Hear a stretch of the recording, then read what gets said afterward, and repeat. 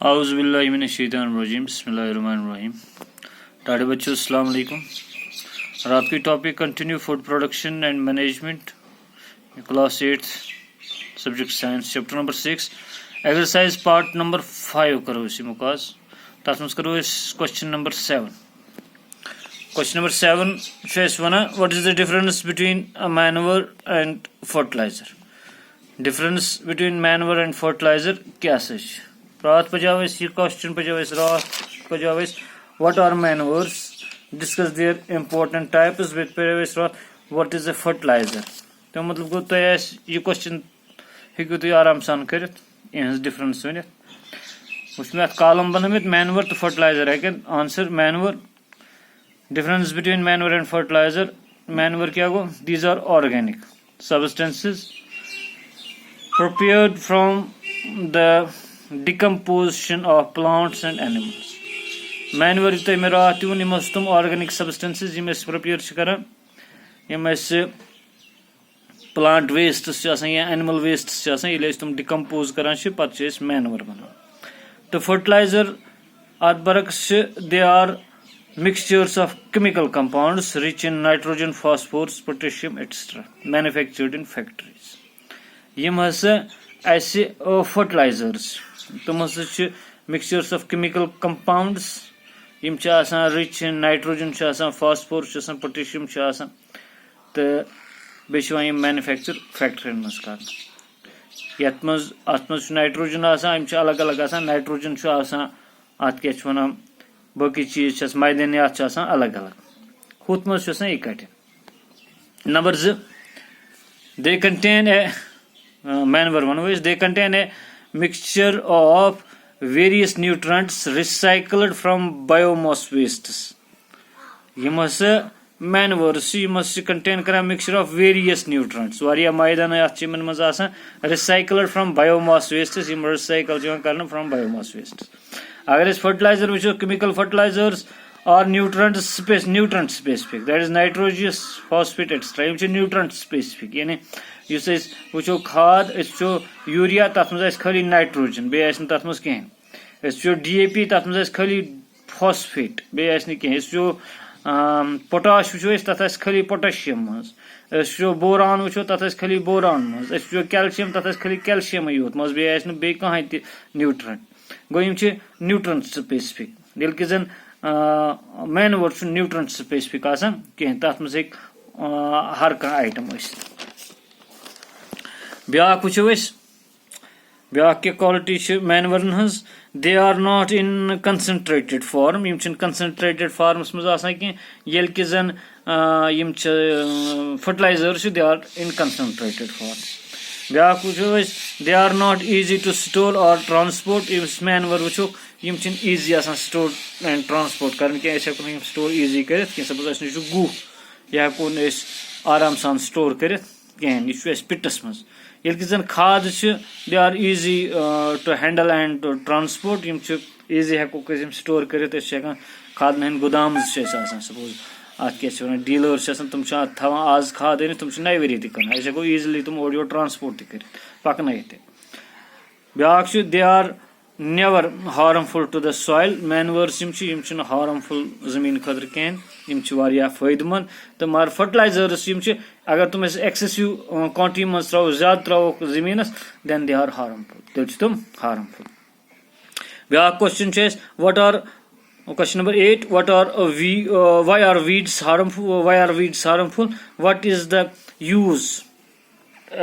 To remove them. Weeds कश क्या सान खतर नुकसान दे तो कित हेको रिमूव कर तम खतर वन तो कि methods. Number 1 answer weeds are unwanted plants which grow in the field along with crop plants. They compete with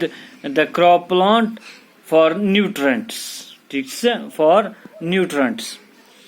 sunlight and water. Thus they reduce the crop yield. Yama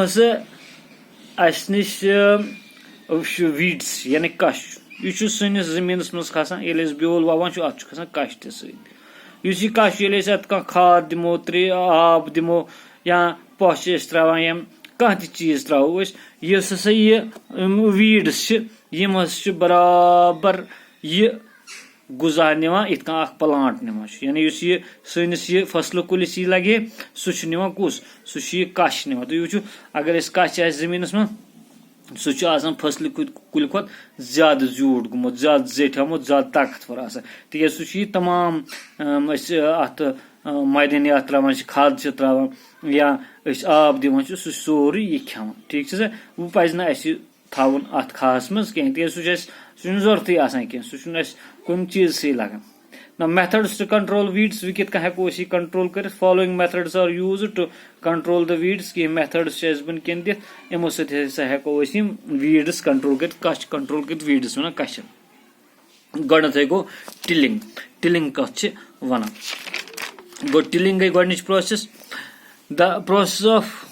loosening or turning the soil turning of the soil is called tilling or plugging. This is done by using plug. Tilling helps in uprooting and killing of weeds. यानी use से tilling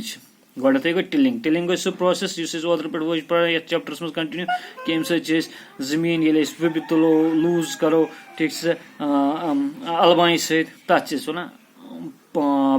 plugging tilling ठीक से तो अम सरान अम सको कश नबर कड़ गो तरीक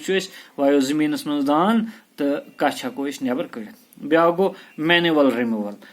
रिमूवल क्या गो this method includes the physical removal of weeds by uprooting or cutting them close to the ground. This is done with the help of krupa or harrow. Manual removal go अत सड़ान निंद कर suppose निंद कर कश कड़ित अत ठीक या अत क्या चूड़ कर तक कश अना कड़ित पल सृपा ये वन पल सना कड़ित ठीक जमीनस चूड़ कर पल सनो या निंद कर अत कश कड़ित ब्या गो chemical method in this method weeds are controlled by using some chemicals called weedicides like 2,4-D. The weedicides are sprayed in the field with a spray. चूंकि ये weedicide spray करा कहें पन्नस यादाश्त मज कहें करा कह छकान ये वन कश दवा छकान तो तिथ हसा हेको weedicides कंट्रोल कर जमीनस कश दवा छकान तथ वो सह केमिकल मेथड कश दवा छकान वीड्स कंट्रोल करने खतर नाउ ब्या सवाल what are insecticides give an example insecticides कत वन वन सह example the special chemical which selectively kill the pests or harmful insects as well as their eggs and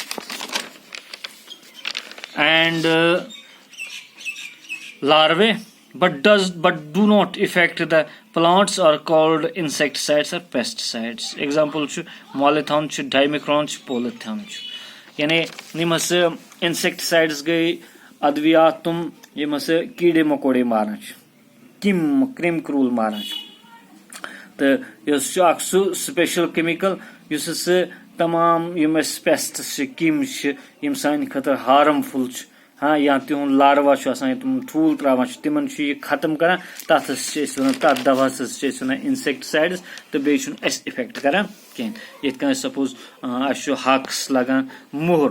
छकान डाइमिक्रॉन छकान या न्यूऑन छकान दैट इज न्यूऑन या डाइमिक्रॉन दैट इज इंसेक्टिसाइड्स ठीक है या कोरोबॉन छकान सह इंसेक्टिसाइड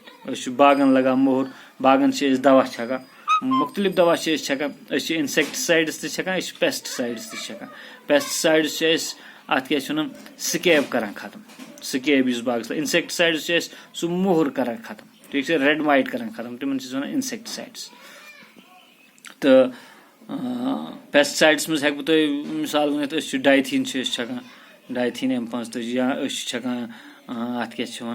डोडीन छकान पाउडर दवा छको दैट इज पेस्टिसाइड्स तो इंसेक्टिसाइड्स छकान सपोज छकान कोरोबान छकान हाँ डाइमिक्रॉन छकान या न्यूआन छकान तुम इंसेक्टिसाइड्स क्लोरोफाइरिफॉस तम मज now we have what do insecticides how do insecticides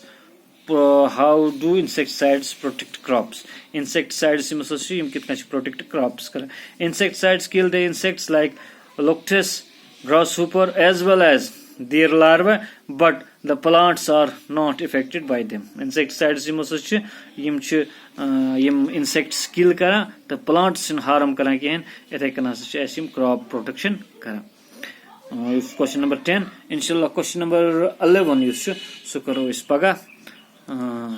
baki wassalam